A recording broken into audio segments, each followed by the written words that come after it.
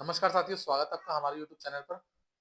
Market एक दिन recover हुआ और नेक्स्ट डे दोगुनी तेजी के साथ गिरा।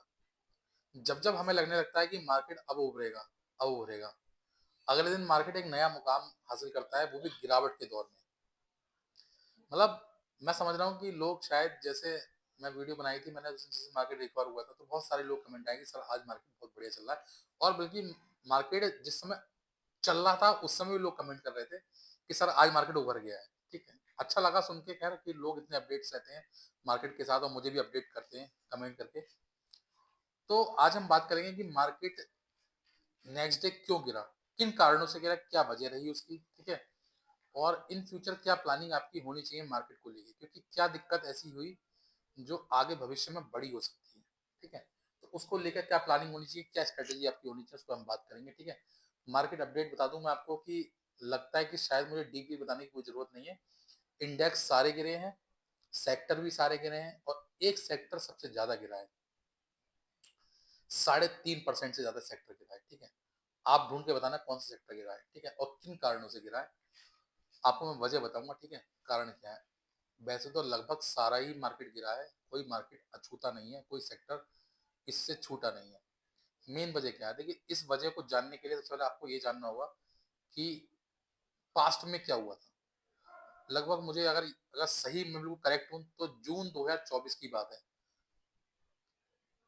जून 24 में अडानी पे जो हिंडनबर्ग की कंपनी है, अमेरिकी बेस्ड कंपनी है, शॉर्ट सेलिंग करती है। ठीक है, देखिए, एक तो पता नहीं चलता कि बाहर की कंपनी क्या करती है, क्या उनका रियल बिजनेस है, क्या वो दिखा रही है।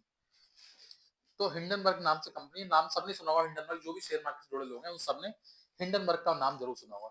हिंडनबर्ग ने आरोप लगाए थे अडानी ग्रुप पे कि वो अपने स्टॉक को मैनिपुलेट करा रहे हैं, उसकी प्राइस को। ठीक है, उसकी वजह से प्राइस बहुत ज्यादा बढ़ रहे हैं। इतना उनके पास कोई व्यापार नहीं है, खोखला है, मतलब उनका ऐसा कहना था। सच्चाई क्या है वो अलग चीज है, और क्या आरोप लगे वो अलग चीज है। उसका उन्होंने खंडन किया। जो अडानी ग्रुप के चेयरमैन है, गौतम अडानी जी, उन्होंने इसका खंडन किया, सब कुछ बताया कि हम पे सब कुछ है और ठीक है, सब कुछ बढ़िया चल रहा है। बाकी सरकार ने भी इसमें अपना पक्ष रखा कि हम जांच करा रहे हैं, ऐसी कोई दिक्कत नहीं है। और कुछ समय बाद वो स्टॉक उनके बहुत तेजी के साथ रिकवर भी हो गए। उस दौरान मार्केट उनका बहुत तेजी के साथ डूबा। करीबन करीबन 1 लाख करोड़ से ज्यादा की संपत्ति उनकी टूटी उस समय। उसके बाद वो धीरे धीरे रिकवर हुआ, सब कुछ बढ़िया, लोगों ने विश्वास जगाया अपना अडानी ग्रुप के साथ, क्योंकि एक पुराना और विश्वसनीय ग्रुप है।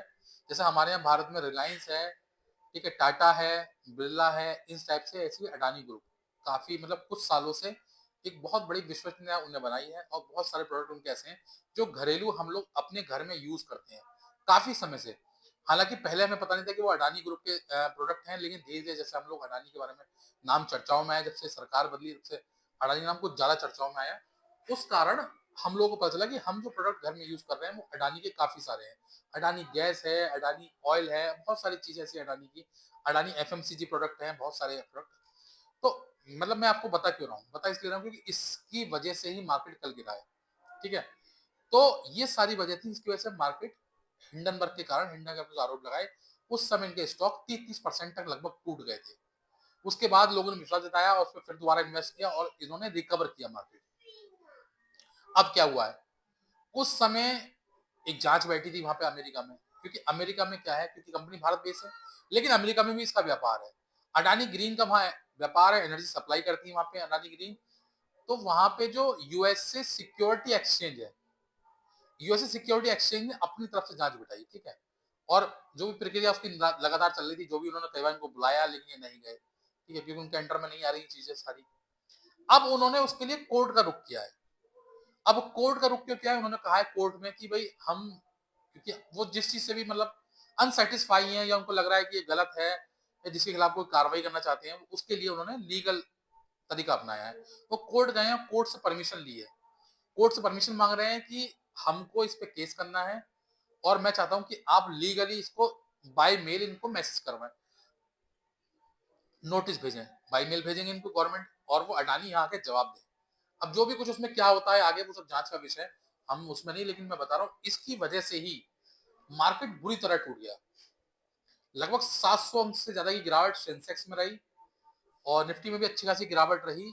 और आपने देखा कि अडानी के खुद के स्टॉक, अडानी इंटरप्राइजेज 14% टूटा, अडानी ग्रीन करीबन 10% के आसपास टूटा, अडानी पोर्ट करीबन 8% के आसपास टूटा। मतलब अच्छी खासी गिरावट अडानी के स्टॉक में देखने को मिली।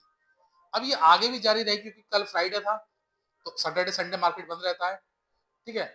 अब मंडे देखेंगे कि मंडे इसका क्या निकल के आता है निष्कर्ष। क्यों? क्योंकि अब आगे क्या होगा? क्या अडानी को वहां जाके जवाब देना पड़ेगा या अडानी उस पर भी कुछ खंडन करेंगे कुछ? देखिए, बड़े इशू हैं ये और बड़े इंटरनेशनल इशू है, तो हम लोगों का तो कहीं इन्वॉल्वमेंट नहीं। क्या होता है, हमें तो छोटी सी खबर मिलेगी कि ऐसा हुआ, क्या सेटलमेंट होता है, क्या नहीं होता है, ये बाद में पता चलेगा। लेकिन इसकी वजह से इंडियन मार्केट को नुकसान हुआ और किसी ना किसी कारणों से भारतीय मार्केट को नुकसान हो रहा है। गवर्नमेंट किसी भी तरीके से शेयर मार्केट को सपोर्ट करने की कोशिश कर रही है, मार्केट को सपोर्ट करने की कोशिश कर रही है, लेकिन कोई ना कोई इशू ऐसा निकल के आ रहा है जिसकी वजह से मार्केट बुरी तरह टूट जा रहा है। मतलब जिस दिन ये साल 2026 जब से शुरू हुआ है, तो 1 जनवरी को मार्केट बढ़िया बढ़ा था, उसके बाद लगातार मार्केट में गिरावट का दौर है और थर्सडे को लगा कि मार्केट रिकवर हुआ और अब शायद इसी स्पीड से ना, मतलब कम से कम इस तरीके से रिकवर तो होगा। लेकिन फ्राइडे आते ही फिर कोई खबर आ गई, बैड न्यूज आ गई और मार्केट फिर से पूरी तरीके से गिर गया। तो फिलहाल काफी जो हमारे इन्वेस्टर हैं काफी परेशान है इन चीजों को लेकर कि बेचारे वो करें तो करें क्या, क्योंकि उनके हाथ का बस नहीं। अच्छा स्टॉक चुनते हैं, फंडामेंटली मजबूत चुनते हैं, डेप्थ फ्री चुनते हैं, उसके बाद भी वो स्टॉक गिर जा रहा है, उसके बाद भी उनकी लगाई हुई रकम डूब जा रही है। तो क्योंकि कारण बहुत सारे हैं। देखिए, शेयर मार्केट में जो लोग इन्वेस्ट करते हैं वो अच्छी तरह जानते हैं कि शेयर मार्केट जो है, बहुत सारे इसके मापदंड है जिसकी वजह से मार्केट चलता, गिरता और बढ़ता है।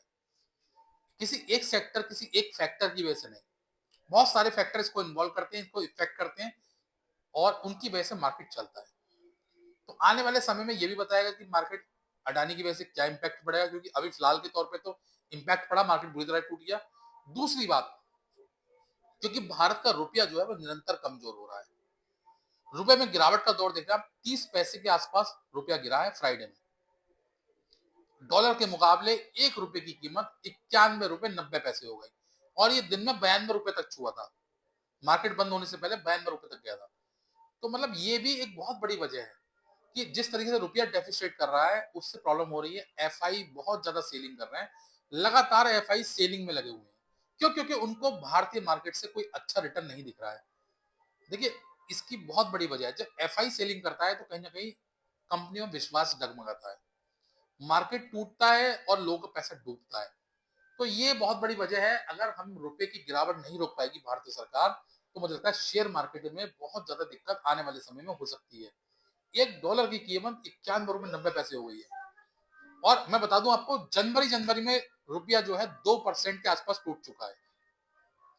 तो समझिए कि अगर एक महीने में 2% टूटा है तो अभी साल के 12 महीने बचे हैं। अगर इस तरीके से टूटेगा तो मुझे लगता है कि शायद आने वाले समय में जो इन्वेस्टर है, बड़े बड़े एफआई है, वो भारत का रुख नहीं करेंगे। वो चाइना जाएंगे, जापान जाएंगे, जहां रिटर्न मिलेगा वहां जाएंगे, ताइवान जाएंगे, कोरियन मार्केट जाएंगे जहां 28% का रिटर्न मिल रहा है। तो ये सब चीजें हमें आने वाले समय में देखने को मिलेंगी, फेस करना पड़ेगा और यही समझना पड़ेगा। तो इसीलिए देखिए, मैं आपको बता रहा हूँ कि आपको अपनी इन्वेस्टमेंट स्ट्रेटेजी चेंज करनी चाहिए। अब वो चेंज कैसे करेंगे आप?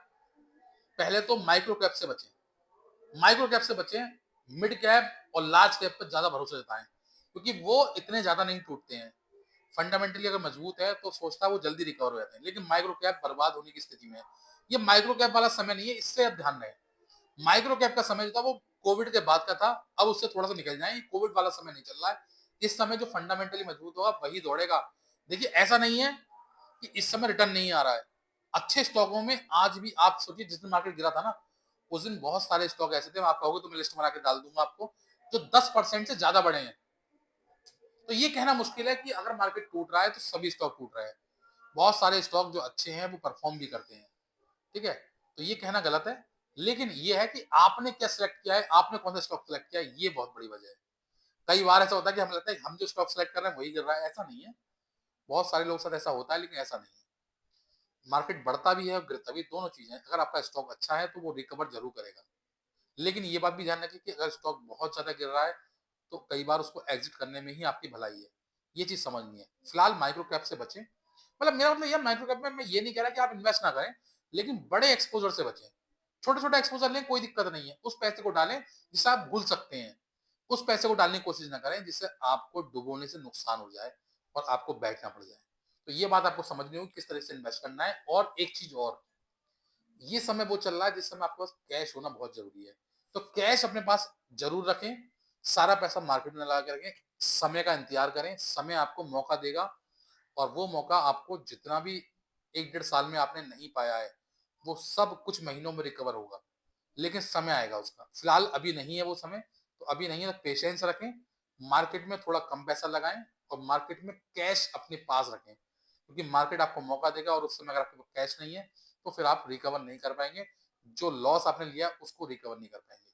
इसलिए कैश फ्लो अपना बढ़ा के रखें, कैश होगा तो रिकवर होगा। तो यही मेरी स्ट्रेटजी है, यही मैं स्ट्रेटजी आप चाहता हूँ कि आप भी बना के रखें। फिलहाल के लिए इतना ही। अगर वीडियो पसंद आई हो तो वीडियो को लाइक करें, शेयर करें और चैनल को सब्सक्राइब करना ना भूलें। और जो भी हमारी वीडियो देख रहे हैं उनको पसंद भी आ रही है लेकिन उनके चैनल को सब्सक्राइब नहीं किया है, तो चैनल को जरूर सब्सक्राइब कर लें, क्योंकि चैनल को सब्सक्राइब करने का कोई पैसा नहीं है, चैनल बिल्कुल फ्री है। Thank you.